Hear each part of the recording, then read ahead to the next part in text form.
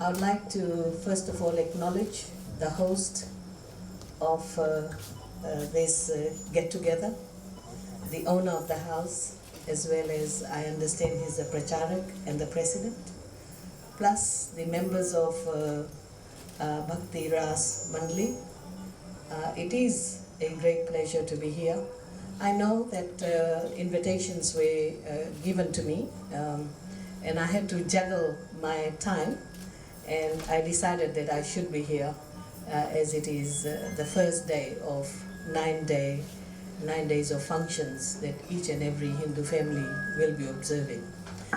I would like to speak not on the significance of Ram Naumi, because you all know that.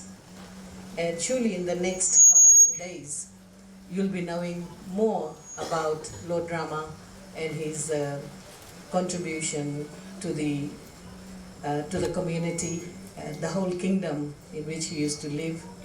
And we all know that Lord Rama played a very significant role in the lives of human beings like us, where we emulate what he had done for his family. But I would like to say to you that April of this year has become a very significant and very holy month for all of us. It's very rare that all three religious functions of this country is celebrated in one single month. Today we started off, and we are starting off, with Ram Naumi on Monday. Ramadan will start, and then of course followed by Easter.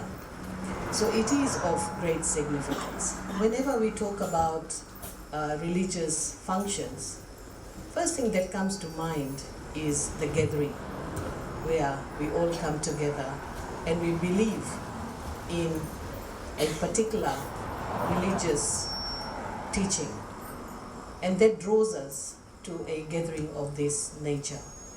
I also wish to remind everyone that our 2013 Constitution gives us the right to practice your religion the way you want.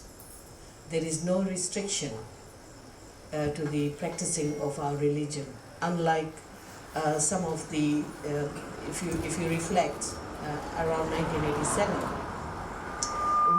we were restricted in practicing our religion. It was hard because you couldn't do anything on a Sunday. So if we are having 9 days of Ram Naumi and it happens to be on a Sunday as well, then there were a lot of restrictions that one could not do much. And I still remember the day when the Hindus all over Fiji protested, and we decided not to celebrate Diwali. And the decision was that we're going to put out just one diya outside to show our protest.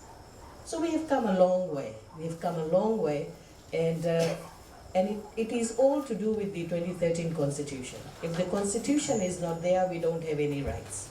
But because of the Constitution, we are now very privileged to practice the religion we like. And again, in the education system, even in schools, we allow religious studies, and we also allow any festivity to take place. There is no restriction to that, because we strongly believe that a child must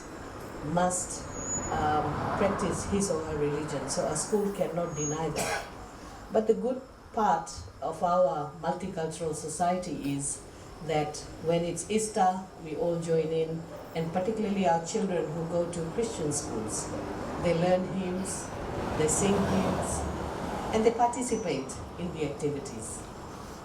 But I would say, if we want to keep our religion closer to our heart, I must thank and dedicate this to 4 stages where we practice, or rather teach our children to be religious.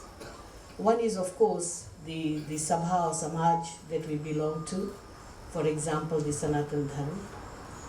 Now they organize a lot of functions. We all participate in that.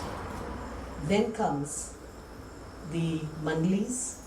Mandalis all around Fiji, they play an important role. whether it's to do with a religious gathering like what we are seeing today, but also any other activities that happens in the home. For example, death. You'll see the Mandali standing in for the family, and that brings the families together. And our children learn, like today our children will be learning what Ram Naumi is and how we celebrate and why we celebrate. Then I would give the third place to our schools. Our schools also encourage religious studies, and that is then followed by at home. What we do at home sometimes, often we have prayers at home, whether on a daily basis or we have it on a yearly basis. Certain prayers we have it on a yearly basis, and all this contributes to the religious, we can call the social development of a child, who then understands the reason why we do things as we do things. So there are many aspects that we can learn today from the Ram Naumi and other religious festivals that we celebrate. So thank you very much for this invitation, and I wish everyone a happy Ram Naumi. Enjoy the festivity, enjoy the food that comes with the festivity, the get-togetherness for the next 9 months. Most of us will be observing certain things during these 9 months. Continue doing that. That's how we'll be able to pass on to our children.